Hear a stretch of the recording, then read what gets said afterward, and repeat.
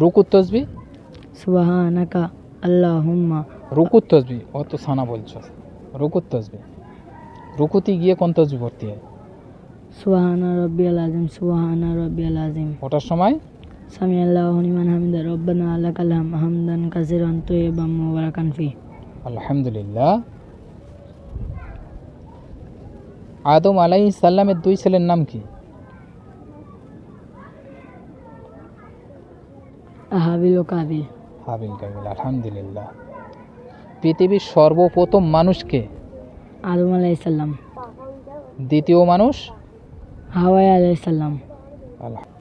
আমাদের নবীজি কত খ্রিস্টাব্দে জন্মগ্রহণ করেছিল? 1908। এটা দর্শকের জন্য থাকবে এই কুইজটা। আমাদের নবীজি কত খ্রিস্টাব্দে জন্মগ্রহণ করেছিল, এটা দর্শক বলবে। দর্শকের জন্য এই কুইজটা থাকলো। তুমি বলো, সর্বপ্রথম কোরআন শরীফ কোথায় অবতীর্ণ হয়েছিল? হেরা গুহা। হেরা গুহায়, আলহামদুলিল্লাহ।